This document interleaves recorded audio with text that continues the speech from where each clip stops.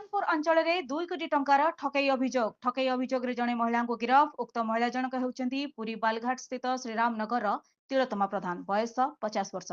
लोकों को लुटिया पई बेस आकर्षणीय अभिनय करथिले उक्त महिला जनक।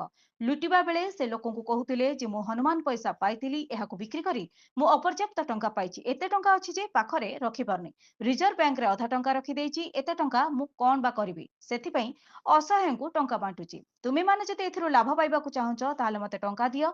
ସେହି ଟଙ୍କାକୁ 2ରୁ 3 ଗୁଣା କରି ମୁଁ ତୁମମାନଙ୍କୁ ଫେରସ୍ତ ଦେବି।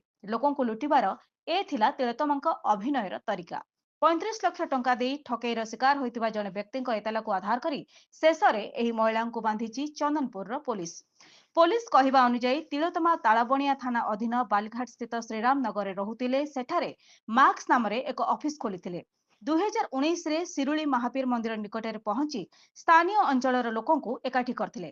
ସେଠାରେ ରିଜର୍ଭ ବ୍ୟାଙ୍କର ଏକ ନକଲି ସାର୍ଟିଫିକେଟ ଦେଖାଇବା ସହିତ ପାଖରେ ରଖୁଥିବା ସୁନା ଅଳଙ୍କାର ଡବା ଏବଂ ସୁଟକେସ୍ ଭର୍ତ୍ତି ଟଙ୍କା ବିଡ଼ା ଦେଖାଇ ଲୋକଙ୍କ ମନରେ ବିଶ୍ୱାସ ଜନ୍ମାଇଥିଲେ। ଏପରିକି କରୋନା ସମୟରେ ଚନ୍ଦନପୁର ଅଞ୍ଚଳରେ ଶୁଖିଲା ଖାଦ୍ୟ ଏବଂ ରାସନ ବାଣ୍ଟି ଲୋକଙ୍କ ମନରେ ନିଜ ଭାବମୂର୍ତ୍ତି ସୃଷ୍ଟି କରିଥିଲେ। ଏହାପରେ ଲୋକ ତାଙ୍କୁ ଟଙ୍କା ଦେବା ଆରମ୍ଭ କରିଥିଲେ। 5,000ରୁ ଆରମ୍ଭ କରି ଲକ୍ଷାଧିକ ଟଙ୍କା ଯାଏ ଲୋକ ତାଙ୍କୁ ଦେଇ 2-3 ଗୁଣା ଫେରସ୍ତ ପାଇବା ଆଶାରେ ଚାହିଁ ରହିଥିଲେ। କିନ୍ତୁ ଟଙ୍କା ଫେରାଇ ନଥିଲେ ତିଳୋତ୍ତମା। ତାଙ୍କୁ 35 ଲକ୍ଷ ଟଙ୍କା ଦେଇଥିବା ହନ୍ତୁକର ଅଭିମନ୍ୟୁ ଜେନା ଏନେଇ ଗତ ଫେବ୍ରୁଆରୀ 19 ତାରିଖରେ ଚନ୍ଦନପୁର ଥାନାରେ ଏତଲା ଦେଇଥିଲେ। ପୋଲିସ ଠକେଇ ମାମଲା ରୁଜୁ କରି ତଦନ୍ତ ଆରମ୍ଭ କରିଥିଲା। ତଦନ୍ତ ବେଳେ ତିଳୋତ୍ତମା ପ୍ରାୟ 2 କୋଟି ଟଙ୍କା ମାର୍କେଟରୁ ଠକି ନେଇଥିବା ଜଣାପଡ଼ିଛି ବୋଲି ଆଇଆଇସି ଭୁବନ ମୋହନ ସାମନ୍ତରାୟ କହିଛନ୍ତି।